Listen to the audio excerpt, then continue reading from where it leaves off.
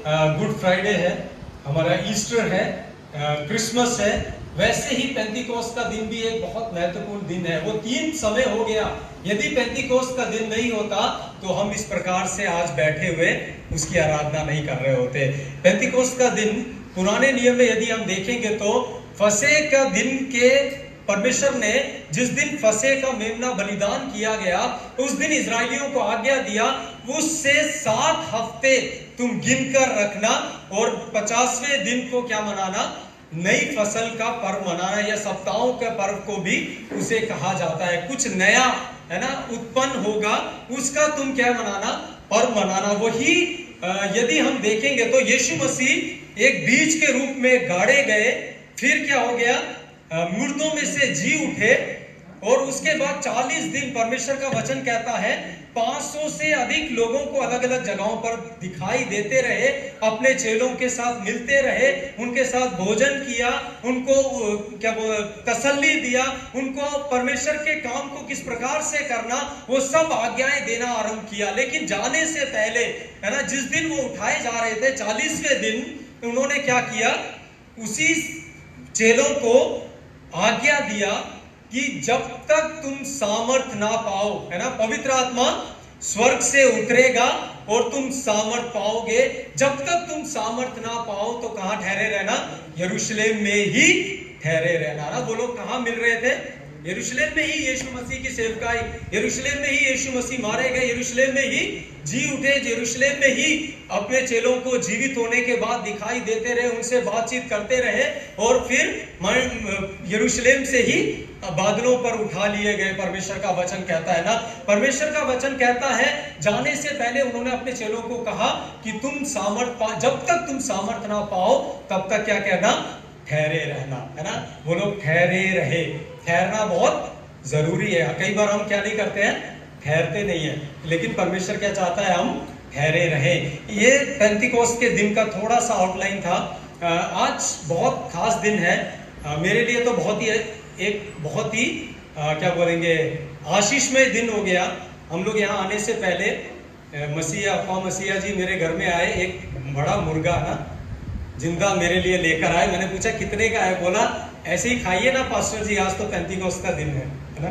तो मेरे लिए क्या हो गया, आज का दिन बहुत आशीषमय दिन हो गया। पवित्र आत्मा भी आ गया, सामर्थ भी मिल गया, और शरीर में सामर्थ के लिए भी परमेश्वर ने इंतजाम कर दिया ना। हम प्रभु के वचन में जाने से पहले एक छोटा सा कहानी आप लोगों के साथ बांटना चाहता हूँ।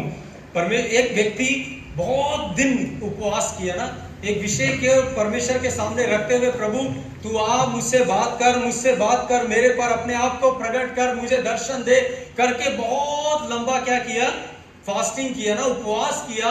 और एक दिन यीशु मसीह उसके सामने क्या हो गए, आकर प्रकट हो गए ना, और पूछा तू क्या चाहता है मैं तेरे लिए करूं। उसने बहुत सोचा और उसके बाद बोला, प्रभु मणिपुर का था ना, लंका से मिजोरम तक बड़ा हाईवे बना दो, अच्छा रोड बना दो, है ना, बहुत बेहतरीन रोड बना दो लंका से मिजोरम तक। और प्रभु ने कहा फिर सोच तुझे और क्या चाहिए, इससे भी मुख्य चीज तेरे जीवन में कुछ हो सकती है। तो उसने फिर सोचना शुरू किया और उसने कहा, प्रभु मुझे ऐसा कृपा कर कि मैं अपनी पत्नी को समझ जाऊं, मैं अपनी पत्नी को क्या कर लूं, समझ जाऊं। तो परमेश्वर ने कहा, तुरंत परमेश्वर ने कहा कितने लेन का हाईवे बनाना है, 4 लेन या 6 लेन, क्योंकि औरतों को समझना परमेश्वर ने कहा किसी के बस की बात नहीं है। एक कहानी है, आप लोग सीरियस मत लेना, हमारी बहनें प्रचार के बाद सब मेरा गर्दन पकड़ने के लिए मत आना। परमेश्वर का वचन कहता है कि औरत को खास परमेश्वर ने क्या किया था, डिजाइन किया था ना। जब यीशु मसीह इस दुनिया में जी उठे, मरने के बाद, तो सबसे पहला सुसमाचार देने वाली भी एक स्त्री थी, है ना। बाइबल स्पष्ट रीति से बताती है। आदमी कहां थे, छुप कर बैठे हुए थे, है ना, सब डर कर बैठे हुए थे। लेकिन औरतों के अंदर क्या होता है, बहुत प्रेम होता है। उनका इंटेंशन आप कभी नहीं समझ पाएंगे कि वो अभी क्या चाहती हैं। अभी बोलेगी मुझे गर्म पानी चाहिए, थोड़ी देर बाद बोलेगी किसने आपको बोला गर्म पानी लाने के लिए, है ना। औरतें ऐसे ही है। इसीलिए वो जब जी उठे, उन्होंने सुसमाचार सुनाया और जाकर अब चेलों को जब बताया तो चेलों ने क्या बोला, हम नहीं मानते। तो बोला आकर देखो देखो। और फिर थोड़ी देर बाद पत्थर हटा हुआ देखकर क्या करने लगी, रोने लगी, है ना। वहां लिखा है हमारे प्रभु को कोई उठा कर ले गया, हमारे प्रभु को कोई उठा कर ले गया। ये सब बातें बहनों के बारे में है, लेकिन अच्छाई की तरफ है, क्योंकि परमेश्वर ने उन्हें सुसमाचार के लिए, प्रार्थना करने के लिए एक अच्छा हृदय दिया है। आप लोग कलीसिया के लिए, अपने परिवारों के लिए, अपने देश के लिए हमेशा क्या करते रहे, प्रार्थना करते रहे। मेरे साथ प्रेरितों के काम उसका 2 अध्याय, उसका 1, 2, 3 और 4 पद कोई मेरे लिए पढ़ दीजिए Sanju. Acts chapter 2 verse 1, 2, 3 and 4। प्रेरितों के काम 2 अध्याय का 1 से हम 4 तक पढ़ेंगे। जब पेंतिकुस्त का दिन आया तो वे सब एक जगह इकट्ठे थे। एकाएक आकाश से बड़ी आंधी सी किसी सनसनाहट का शब्द हुआ और उससे सारा घर जहां वे बैठे थे गूंज गया, और उन्हें आग की सी जीवें फटती हुई दिखाई दी और उनमें से हर एक पर आ ठहरी। ये सब पवित्र आत्मा से भर गए और जिस प्रकार आत्मा ने उन्हें बोलने की सामर्थ्य दी वे अन्य अन्य भाषा बोलने लगे। पेंटिकोस्ट के दिन जब पवित्र आत्मा उतर कर आया, क्या क्या काम हुए उसके बारे में इन 4 वचनों में क्या किया गया है, वर्णन किया गया। ये लोग 500 से अधिक लोगों को यीशु मसीह ने क्या कहा था, इंतजार करना, क्योंकि वो यीशु मसीह को उठाते हुए देख रहे थे। लेकिन केवल 120 लोग मरकुस के घर में ऊपरी कोठरी में, है ना, ऊंचे, दूसरा नंबर होगा या तीसरा नहीं पता, लेकिन ऊपर की कोठरी में बैठकर 120 लोग लगातार क्या कर रहे थे, प्रार्थना कर रहे थे। वो 41 दिन से लेकर 1 दिन बीता, 2 दिन बीता, 3 दिन बीता, 4 दिन बीता, 5, 6, 7, 8, 9 दिन लगातार बीतने पर भी कुछ नहीं हुआ, है ना। वो लोग लगातार प्रार्थना करते रहे। वो लोग 1 मिनट के लिए भी निराश नहीं हुए, क्योंकि उन्हें पता था जिसने हमें वायदा दिया है कि सामर्थ उतरेगा, वो झूठ नहीं बोल सकता। हम कब तक प्रार्थना करेंगे, हम कब तक ठहरे रहेंगे, जब तक सामर्थ हमारे ऊपर उतर कर नहीं आएगा, वो वायदा पूरा नहीं होगा। वो लोग प्रार्थना कर रहे थे और ठीक 10वें दिन, 50वें दिन, है ना, पेंतिकोस्त का मतलब संजू भाई ने भी बताया, उसका मतलब है 50वां, है ना। 50वें दिन को क्या हुआ, परमेश्वर का आकाश खुल गया और पवित्र आत्मा, है ना, क्या सबसे पहले क्या हुआ, आंधी का शब्द क्या होने लगा, सुनाई देने लगा। वो लोग प्रार्थना कर रहे हैं, प्रार्थना कर रहे हैं। मैं सोच रहा हूं अगर अभी अचानक से इस कमरे में एक बहुत बड़ा शब्द सुनाई देने लगे आंधी का, हम लोग क्या होंगे, डर जाएंगे ना। डरेंगे नहीं डरेंगे, एक दूसरे को या खंबे को, किसी को पकड़ने की। पिछले दिनों में आपने देखा होगा यूपी में बहुत भयंकर आंधी आई। मैं वीडियो देख रहा था न्यूज में, एक आदमी, है ना, हवा में कितना फीट दूर जाकर क्या किया, गिरा। उससे भी भयंकर आंधी का शब्द उस जगह पर क्या हुआ, लोगों ने सुनाई दिया, है ना। यरूशलेम उस समय फसह का पर्व होने के बाद 7 सप्ताहों के पर्व के लिए पूरी तैयारी में था। लोग अलग अलग जगहों से उस यरूशलेम में आकर परमेश्वर की आराधना कर रहे थे। उस फसह के पर्व के बाद सप्ताहों के पर्व के लिए वो लोग क्या कर रहे थे, अगले दिन के लिए तैयारी कर रहे थे। उसी समय अचानक से ऐसी गड़गड़ाहट का, है ना, मेरी बाइबल में लिखा है, यहाँ संजू भाई ने पढ़ा सनसनाहट, है ना, लेकिन मेरी बाइबल में जो पुराना, ये सब नया जब रिवाइज लिखा गया तो सब बदलते चला गया। वहां लिखा है गड़गड़ाहट का शब्द, बहुत भयंकर, है ना। ऐसा लगा कि आसमान फट गया है और बहुत तेज क्या हो रही है, हवा चल रही है ना। यहाँ पर यदि हिब्रू में उस शब्द को हम लेंगे तो वहां पर न्योमा, है ना, ऐसा इस्तेमाल किया गया है। उसी आंधी के शब्द को न्योमा शब्द कहा गया है। न्योमा का मतलब वही शब्द है जब परमेश्वर ने आदम की सृष्टि की और उसको एक प्राणी, जीवित प्राणी बनाने के लिए अपना श्वास उसमें क्या कर दिया, फूंक दिया। वही शब्द इसी जगह पर भी इस्तेमाल किया गया है ना। परमेश्वर ने जो कलीसिया अभी नया जन्म ले रही थी, उस कलीसिया में अपना सांस क्या कर दिया, उस समय में फूंक दिया। परमेश्वर चाहता था कि लोग क्या करें, उस चीज को पहचाने कि मैंने अपना आत्मा आत्मा अपना श्वास आपके अंदर क्या कर दिया, नई रीति से फूंक दिया है। अब आपको किसी भी पुरानी चीजों पर अपने आप को फंसाने की जरूरत नहीं है, क्योंकि अब तुम क्या हो चुके हो, नया रीति से मैंने तुम्हारा निर्माण आज के दिन कर दिया है। परमेश्वर का वचन जब मूसा ने परमेश्वर से कहा परमेश्वर मैं आपको देखना चाहता हूं, तो वहां पर भी परमेश्वर एक बड़ी हवा के रूप में आया। परमेश्वर का वचन कहता है ना, बड़ी हवा के रूप में आया, लेकिन उसमें भी परमेश्वर नहीं था, सिर्फ परमेश्वर का क्या था, सांस था। यदि अलग अलग जगह पर आप पढ़ेंगे तो इब्रानी भाषा में उस शब्द को, उसी हवा को उसी शब्द से जोड़ा गया है जो शुरुआत में परमेश्वर ने आदम के अंदर दिया। दूसरा जो वहां पर क्या हुआ, परमेश्वर ने, वचन कहता है उन्होंने आग की जीभें फटती हुई दिखाई दी, जो हर एक के ऊपर आकर क्या कर रही थी, बैठ रही थी ना। आग, जब भी हम बाइबल में आग के बारे में पढ़ते हैं, परमेश्वर आग के द्वारा उत्तर देने वाला परमेश्वर है। एलिया परमेश्वर के सामने वेदी पर क्या किया, पहला राजा 18 अध्याय पढ़ेंगे तो उसने बलिदान काट कर रखा और स्वर्ग से आग उतर कर उस बलिदान को जलाकर क्या कर दिया, कंज्यूम कर दिया, उसको पूरा का पूरा परमेश्वर ने ग्रहण कर दिया। आग प्यूरिफिकेशन को दिखाती है, हमारी पवित्रता को दिखाती है। दूसरा, आग परमेश्वर की उपस्थिति को हमारे जीवन में दिखाती है। परमेश्वर उस समय तक, यीशु मसीह क्या है, उनके पास नहीं है, वापस चले गए। वायदा दिया हुआ पवित्र आत्मा भी अभी पूरे सामर्थ के साथ उतरा नहीं था। पवित्र आत्मा दुनिया में नहीं है, ऐसा नहीं है ना।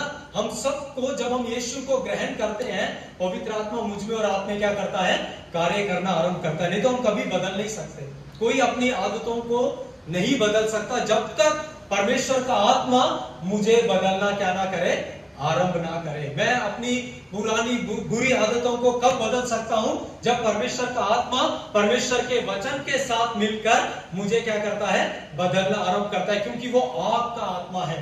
तो वहां लिखा है कि परमेश्वर ने, जब पुराने समय में परमेश्वर का वो आग किसके ऊपर रहता था, मिलाप वाले तंबू के ऊपर। यदि आप एक्सोडस उसका 25 से 40 तक पढ़ेंगे तो मिलाप वाले तंबू के बारे में, किस प्रकार से बनाना, उसका निर्माण कार्य, सब कुछ परमेश्वर ने बताया था टैबरनेकल के बारे में। और वही जब 40 का आप 34 से 38 तक पढ़ेंगे तो पूरा मंदिर का निर्माण हो गया है ना। पुराने नियम में मिलाप वाले तंबू का निर्माण होते ही परमेश्वर का वचन कहता है कि परमेश्वर ने उस मंदिर को पूरी रीति से बादल से ढांप लिया, और परमेश्वर का तेज इतना भयंकर उसमें भर गया कि जिस मूसा को परमेश्वर ने बनाने की आज्ञा दी थी, वो मूसा भी उस मंदिर में अब क्या नहीं कर सकता, प्रवेश नहीं कर सकता। यदि आप उसका 35 पद पढ़ेंगे, 40 का 35 है ना।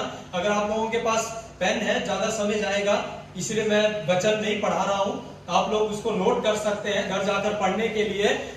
एक्सोडस चैप्टर 40 उसका 34 से 48 तक पढ़िएगा। वहां पर जब तंबू का निर्माण किया गया, तंबू का समर्पण के दिन परमेश्वर का आत्मा भरपूरी के साथ उतर कर आ गया, और परमेश्वर का वचन कहता है इतना पवित्र मूसा जो परमेश्वर के साथ 40 दिन पहाड़ पर रहा, वो मूसा भी परमेश्वर की उपस्थिति में क्या नहीं कर पाया, प्रवेश नहीं कर पाया। लेकिन नए नियम में जब पेंतीकोस्त आया, परमेश्वर का वचन कहता है पहला कुरिन्थियों उसका 3 अध्याय 16 पद, 6 अध्याय 19 पद में कि क्या तुम नहीं जानते तुम पवित्र आत्मा का क्या हो, क्या हो, मंदिर हो, है ना। साथ साथ बोलते रहिए तो मुझे समझ में आएगा, आपको मेरी बात समझ आ रही है। तुम पवित्र आत्मा का क्या हो, मंदिर हो। उस समय पुराने नियम में मंदिर पर परमेश्वर का आत्मा उतरकर जब आया, परमेश्वर का आग उतरकर आया, परमेश्वर की ग्लोरी या परमेश्वर का तेज उतरकर आया, कोई भी उसके अंदर क्या नहीं कर पा रहा था, प्रवेश नहीं कर पा रहा था। लेकिन नए नियम में मुझे और आपको परमेश्वर ने अपना मंदिर बना दिया। परमेश्वर ने कहा, यदि आप प्रेरितों के काम उसका 7 अध्याय 49 पद में पढ़ेंगे तो परमेश्वर कहता है मैं हाथ के बनाए हुए मंदिरों में नहीं रहता। अब परमेश्वर किसी चर्च बिल्डिंग में नहीं रहना चाहता, किसी बड़े भवन उसके लिए बनाकर वहां रहना नहीं चाहता। परमेश्वर क्या चाहता है कि आप जो परमेश्वर का मंदिर है, आपका शरीर पवित्र होना है, आपको आपके अंदर परमेश्वर खुद उतरकर अब आना चाहता है। हालेलुया। वो आग जिसके अंदर मूसा प्रवेश नहीं कर पा रहा है, वो तेज जिसके अंदर मूसा नहीं जा पा रहा था, इजरायली लोग उसे देख नहीं पा रहे थे, वही आग अब मुझ में और आप में उतर कर आ गया। हालेलुया। पहले हम अंदर जाने की कोशिश कर रहे थे, अब वो आग पेंतीकोस्त के दिन उन 120 लोगों के साथ साथ आज मेरे और आपके अंदर भी उतर कर आ गया। और क्या किया? अंदर जितनी गंदगी थी, आग क्या करती है? अगर आपने कभी कचरा देखा है ना, कचरे में क्या लगाया जाता है? इकट्ठा करके आग से ही करते हैं ना, या पानी से कचरा इकट्ठा करके पानी से भगाते हैं। जितना भगाएंगे कचरा एक जगह इकट्ठा होता जाएगा। आग से क्या किया जाता है? जला दिया जाता है। जितना कचरा, जितनी बुराइयां मनुष्य के जीवन में थी, उन सब को पवित्र आत्मा ने जलाकर परमेश्वर की अधीनता में लेकर आ गया। हालेलुया। ताकि अब हम अपनी नहीं, उसकी मर्जी के अनुसार जीवन जिए। यही था जो आग उतर कर आई। और तीसरी बात जो वहां पर क्या हुआ, अलग अलग भाषाएं बोलने लगे। यदि आप उसको नीचे पढ़ेंगे तो उसका 2 अध्याय, उसका 34 से आगे यदि आप पढ़ेंगे तो वहां पर लिखा है, सुनने वाले अलग अलग भाषा के लोग ये कह रहे थे कि अरे ये तो मेरी भाषा में क्या कर रहे हैं? बात कर रहे हैं। ये तो क्या कर रहे हैं? परमेश्वर के नाम की बढ़ाई कर रहे हैं। हालेलुया। अपनी कुछ ऐसा अपनी मर्जी से कुछ नहीं बोल रहे हैं, लेकिन पवित्र आत्मा उनसे अब क्या करवा रहा है? जो भी वो बोल रहे हैं उसमें परमेश्वर के आश्चर्य कर्मों का वर्णन और परमेश्वर की महिमा ही हो रही है। हालेलुया। अब क्या है? जब पवित्र आत्मा आप में आ गया तो अब आप कुछ भी नहीं है, इसको याद रखिए। आप क्या नहीं है? अब मैं नहीं हूं, है ना। अधिकतर इस दुनिया में क्या है? मैं बहुत ज्यादा है ना। मैं बकरा भी क्या करता है? आपने बकरी देखा? बकरा ज्यादा मैं करता है। और पहाड़ों में मैं एक वीडियो देख रहा था, एक बकरा इतनी मुश्किल से पहाड़ की चोटी पर खड़ा होकर क्या कर रहा है? एक छोटा सा पेड़ है उसको खाने की कोशिश कर रहा है ना। वो ये सोच रहा है कि मैं सब कुछ कर सकता हूं। मनुष्य को परमेश्वर ने क्या नहीं बनाया है? मैं नहीं बनाया, मैं करके नहीं बनाया, उसको एक नाम देकर बनाया जो अब परमेश्वर की महिमा के लिए केवल इस्तेमाल होगा। पौलुस कहता है, यदि आप गैलेशियंस उसका चैप्टर 2 वर्स 20 पढ़ेंगे तो वहां पर पौलुस कहता है, अब मैं जीवित ना रहा, मसीह मुझ में क्या है? जीवित है। जब पवित्र आत्मा ने उसको एनकाउंटर किया, शाऊल को, वो पौलुस बन गया। पौल बनने के बाद वो कहता है मैं जीवित ना रहा। उससे पहले वो कहता है मैं बहुत ज्ञानवान हूं, मुझे अधिकार दो, मैं मसीह लोगों को क्या कर दूंगा? पूरी रीति से मार दूंगा, नाश कर दूंगा, है ना। मसीह लोगों को क्या कर दूंगा? पूरी रीति से नाश कर दूंगा। लेकिन जब पवित्र आत्मा से उसका एनकाउंटर हुआ तब परमेश्वर का वचन कहता है उसका कहना बदल गया। वो कहता है मैं जीवित ना रहा, मसीह मुझ में क्या है? जीवित है ना। परमेश्वर ने एक बार जेनेसिस यदि उसका 11 अध्याय आप पढ़ेंगे 7 और 8 पद, वहां बाबेल का टावर खड़ा किया जा रहा था ना। मनुष्य एक साथ मिलकर बाबेल का टावर खड़ा कर रहे हैं। तब परमेश्वर ने क्या डाला? भाषा में क्या डाल दिया? गड़बड़ी डाल दिया। कोई किसी की भाषा नहीं समझ रहा है। परमेश्वर ने क्या किया? वहां डिवीजन कर दिया, लोगों को अलग कर दिया, अलग थलग कर दिया पूरी पृथ्वी में फैलने के लिए, क्योंकि वो परमेश्वर की इच्छा थी। वो लोग सोच रहे थे हम इतना ऊंचा अपना टावर बनाएंगे जो आकाश से क्या करेगा? क्या करेगा? बातें करेगा, है ना। आप लोग बाइबल जरूर पढ़ा कीजिए। पूरा बाइबल पढ़ना मुश्किल है, अभी तो थोड़ा कहानियां, है ना, आप लोग जरूर पढ़िए। वहां पर लिखा है, उन्होंने कहा आओ हम मिलकर क्या करें? एक ऐसा टावर बनाए जो आकाश से बातें करेगा, है ना। परमेश्वर का वचन दाऊद कहता है आकाश के ऊपर कौन चढ़ा और आकाश को नीचे कौन उतार लाया? वो परमेश्वर केवल तू ही है ना। परमेश्वर की महिमा की जगह वो एक साथ होकर अपने आप को बलवंत करके परमेश्वर की महिमा लेना चाहते थे। तब परमेश्वर ने कहा आओ हम उतर कर, 7 पद यदि आप पढ़ेंगे 11 का 7, आओ हम उतर कर इनकी भाषा में क्या डालते हैं? गड़बड़ी डालते हैं। गड़बड़ी डालने के कारण लोग क्या हो गए? अलग हो गए। लेकिन आज पेंतीकोस्त के दिन सब अलग अलग भाषाएं बोल रहे हैं, लेकिन सब क्या हो रहे हैं? एक हो गए। हालेलुया। सब अलग अलग भाषा बोल रहे हैं लेकिन सब एक हो गए, एक मन हो गए हैं। एक कलीसिया की शुरुआत हो गया। अलग अलग भाषा बोलने वाले, अलग अलग भाषा सुनने वाले, वो सब एक जगह आकर परमेश्वर के नाम की क्या करने लगे? बढ़ाई करने लगे। जो सोच रहे थे हम आकाश से बातें करेंगे, वो लोग अब क्या कहने लगे? हम आकाश में परमेश्वर के साथ रहेंगे। हालेलुया। दोनों में बहुत अंतर है।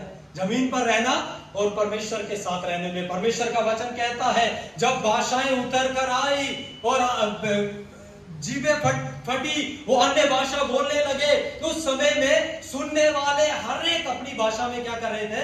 सुन रहे थे। कोई पैते में सुन रहा होगा, कोई थादो में सुन रहा होगा, कोई मिजो में, मार में, जो भाषा के लोग थे। यदि लंका में होता पेंतिकोस्त उस समय में, तो ऐसे ही भाषाओं में क्या करते वो लोग?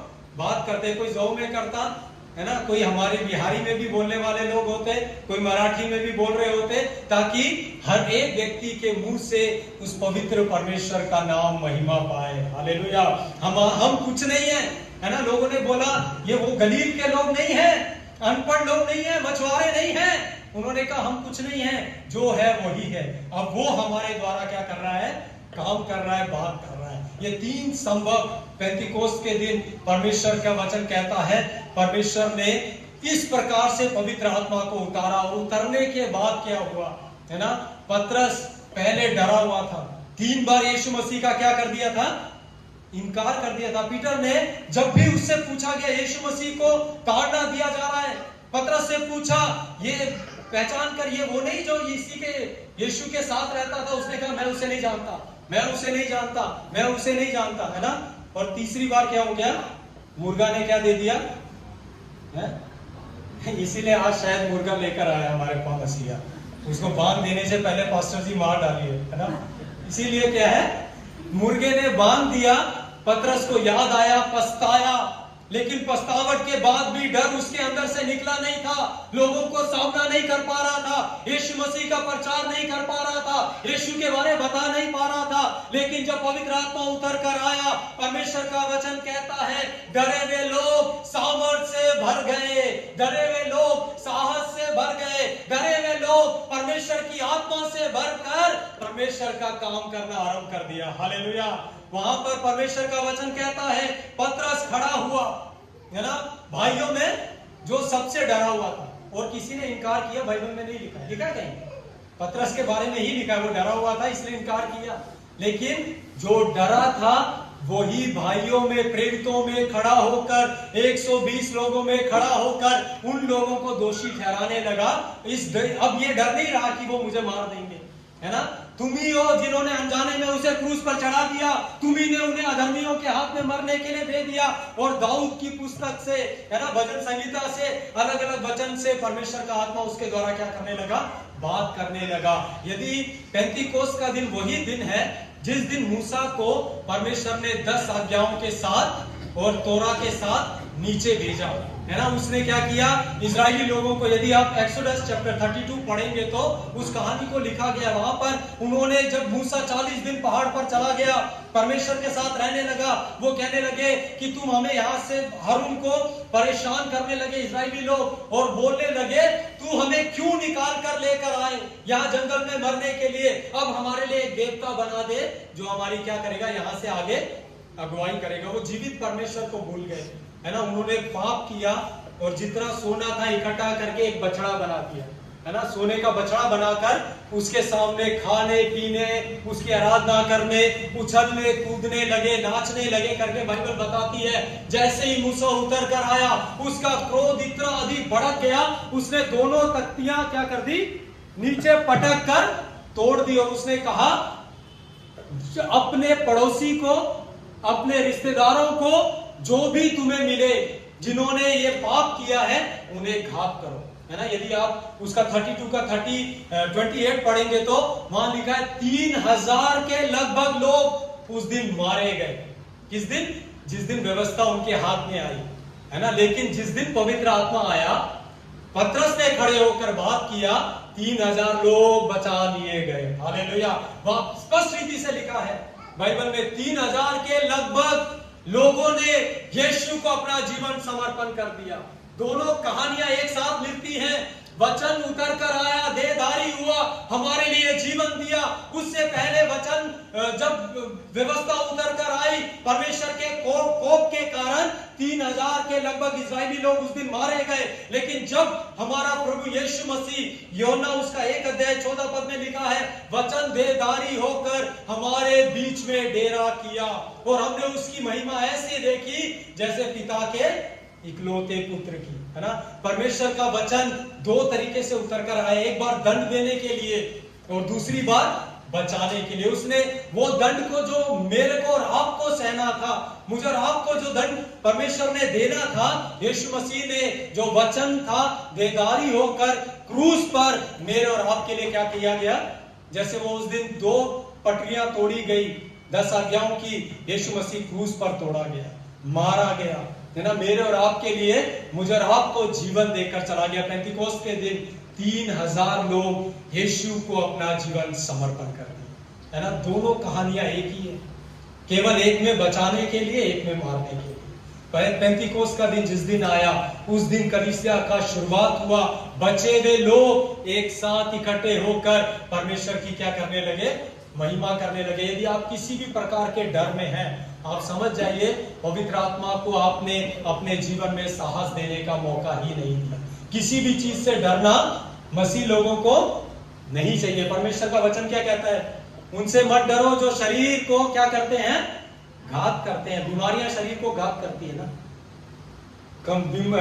गरीबी शरीर को नुकसान पहुंचा सकती है, लेकिन मनुष्य शरीर को नुकसान पहुंचा सकते हैं। लेकिन परमेश्वर का वचन कहता है जो शरीर और आत्मा दोनों को नुकसान कर सकता है, घात कर सकता है, केवल उसी से डरना आरंभ कर दो।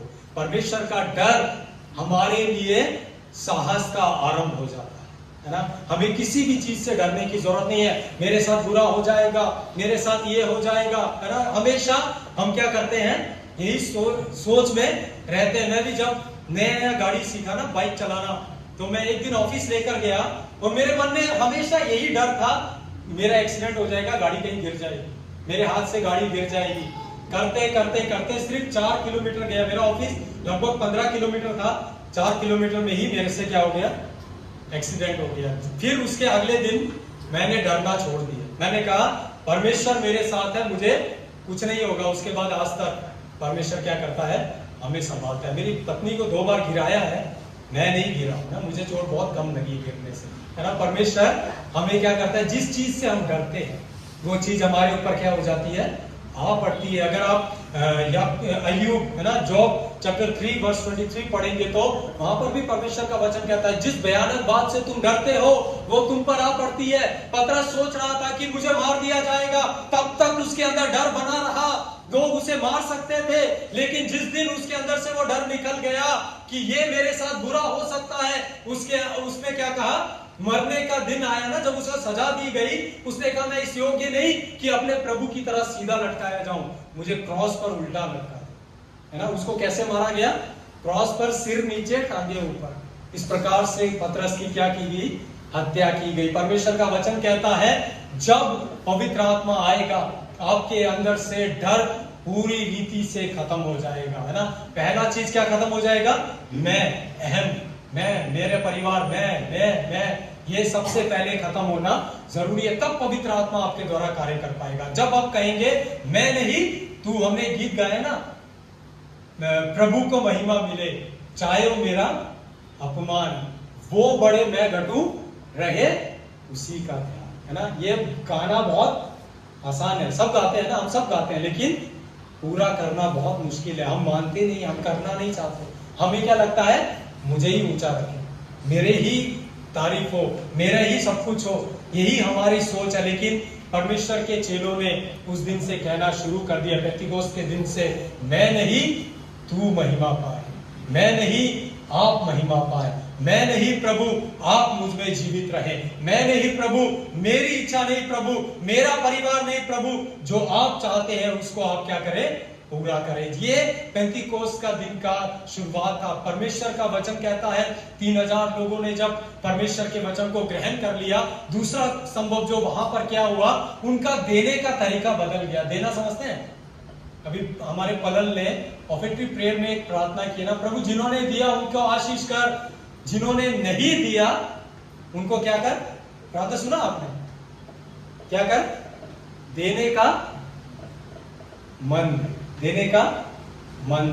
जिन्होंने नहीं दिया उन्हें देने का मन दे। पहले भी लोग सिर्फ दशमांश देते थे, लेकिन परमेश्वर का वचन कहता है, यदि आप उसका 2 अध्याय उसका 44-45 पढ़ेंगे तो एक्ट चैप्टर 2 वर्स 44-45 वहां लिखा है, उनकी संपत्ति अपनी किसी का कुछ नहीं था, सब साझे का था, सब कुछ वो लाकर प्रेरितों को दे देते हैं, जिसको जैसी आवश्यकता है उसको बांट दिया जाता था। इसीलिए परमेश्वर का काम क्या हो गया, आगे बढ़ता चला गया। देना भी पेंतीकोस्त के दिन से देने की परंपरा भी बदल गई। यीशु मसीह ने भी कहा फरीसी और शास्त्रियों को, तुम पुदीने का, धनिये का, हर चीज का क्या देते हो, दशमांश देते हो, है ना, हर चीज का तुम दशमांश देते हो, लेकिन फिर भी तुम्हारा मन मेरे से क्या है, दूर है। क्योंकि यीशु मसीह कहता है तुम धन और परमेश्वर दोनों की सेवा नहीं कर सकते, हमें एक का चुनाव करना जरूरी है। धन जरूरत है, हर एक इंसान की जरूरत है, लेकिन यहोवा जायरा, पहाड़ पर उपाय करने वाला परमेश्वर है ना, वो हमारे लिए उपाय करना जानता है। मैं ये नहीं कह रहा आप काम काज छोड़ दीजिए, अपनी प्रॉपर्टी बेचकर लाकर मुझे दे दीजिए या GFI में दे दीजिए। मेरे कहने का मतलब है हृदय को बदलना जरूरी है। देने के लिए हमारा विचार बदलना जरूरी है। जब तक मैं हूं तब तक मैं दूंगा, मुझे हटा दिया गया तो मैं भी देना बंद कर दूं। ऐसा भी हम लोग क्या करते हैं, होता है। मेरे चर्च में ऐसे ही था, हमारे ट्रेजरर थे ना, जो ऑफेट्री वगैरह कलेक्ट करते थे, थोड़ा गड़बड़ी हुआ पैसों में तो पास्टर ने उन्हें क्या कर दिया, अलग कर दिया ना।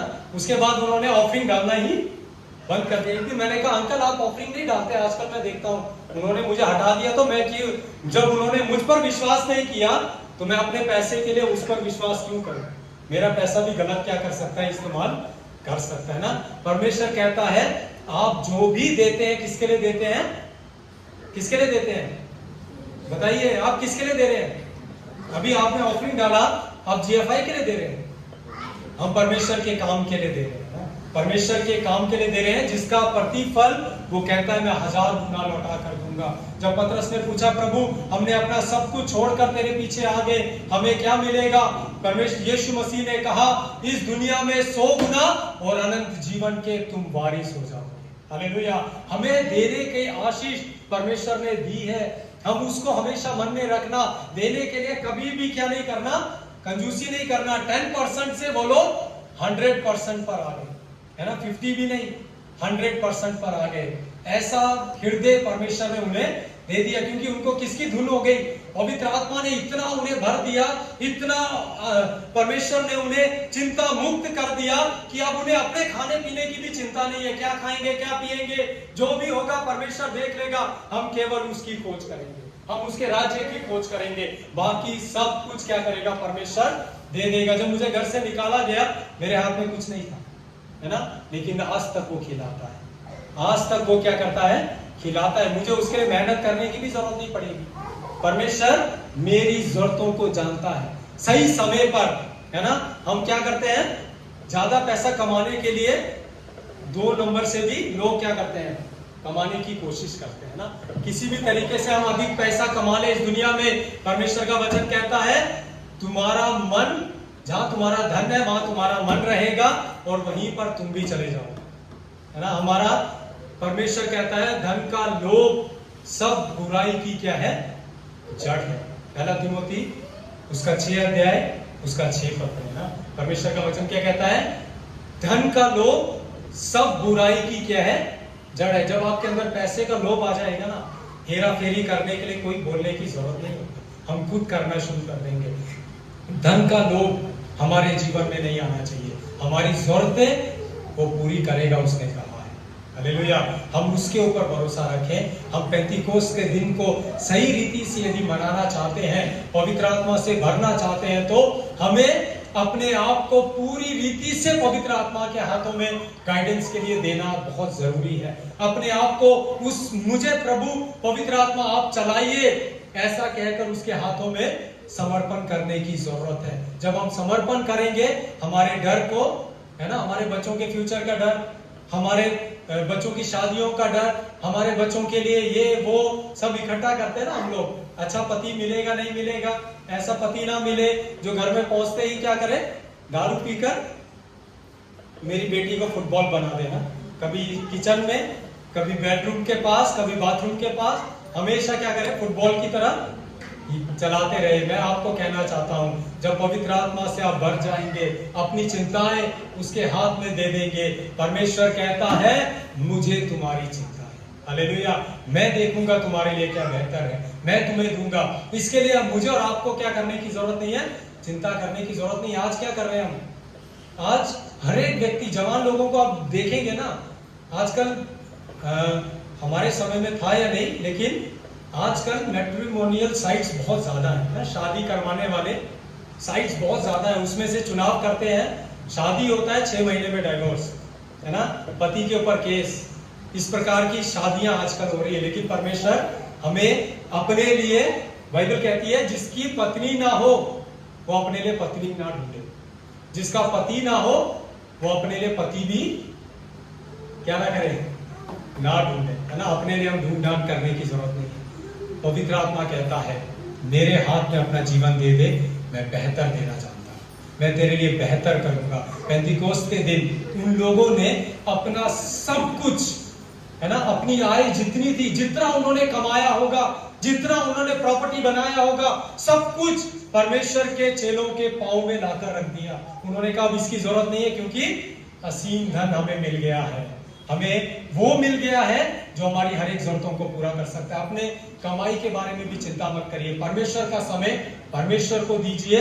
उन्होंने 10 दिन, आप सोचिए 10 दिन एक जगह बैठकर प्रार्थना करना आसान है? बिल्कुल आसान नहीं है। 10 दिन एक ही जगह बैठे हैं, एक ही कमरे में प्रार्थना कर रहे हैं 120 लोग, कितना मुश्किल होगा, है ना, गर्मी भी लग रहा होगा, हो सकता है। कितना हम लोग आज क्या होता है, थोड़ा सा चलकर आएंगे तो आते ही हमें क्या चाहिए, पंखा चाहिए, उसके बाद प्रार्थना करने बैठेंगे फिर पंखा चाहिए, है ना, हर चीज हमें सुविधाएं सब चाहिए। वो लोग अपनी सब चीजों से बेहतर उन्होंने सोचा हम उस जगह पर बैठेंगे जहां हमें पवित्र आत्मा का सामर्थ मिलेगा, उसके बाद हम दुनिया की छोर तक पहुंच जाएंगे। उनको पासपोर्ट की जरूरत नहीं पड़ी, उनको किसी चीज की जरूरत नहीं पड़ी, दुनिया के कोने कोने में परमेश्वर ले जाकर उनके द्वारा कलीसियाओं की स्थापना करना आरंभ कर। हालेलुया, हम अपने जीवन को प्रभु को सौंपे। आज पेंतिकोस्त के दिन मैं और आप एक निर्णय लें, पवित्र आत्मा मैं अपने आप को तेरे हाथों में सौंपता हूं, मैं किसी मनुष्य से नहीं, मैं आपसे, आपके द्वारा चलाया जाना चाहता हूं, मैं आपके द्वारा आशीषित होना चाहता हूं। यीशु मुझे भी वो सामर्थ चाहिए जो पेंतिकोस्त के दिन आपने अपने चेलों को दिया था। अगर आज आप चाहते हैं वही आंधी का शब्द, वही आंधी आपके अंदर भी फूंका जाए, मैं भी जीवित हो जाऊं, जब आप जीवित हो जाएंगे ना, आपको क्या नहीं, आदम को किसी चीज की जरूरत नहीं थी, लेकिन जिस दिन वो मर गया ना पाप में, उसको हर चीज के लिए मेहनत करने की आवश्यकता पड़ी। हम परमेश्वर के द्वारा जीवित हो, हम परमेश्वर के द्वारा उसके काम को करने के लिए जो भी टैलेंट्स हमें मिले हैं, जो भी जीवन परमेश्वर ने हमें दिया है, उस जीवन के द्वारा हम परमेश्वर के नाम को क्या करें, महिमा करें, उसकी सेवकाई करें, अपनी गवाही। उन लोगों ने क्या किया, दुनिया के कोने कोने में अपनी गवाही को पहुंचा दिया, परमेश्वर के गवाह होकर, है ना। इसी प्रकार से मैं और आप भी अपनी गवाही को लोगों तक पहुंचाएं और परमेश्वर की सामर्थ से हम भर जाएं। प्रभु इस शेयरिंग के द्वारा हम सबको आशीष दे।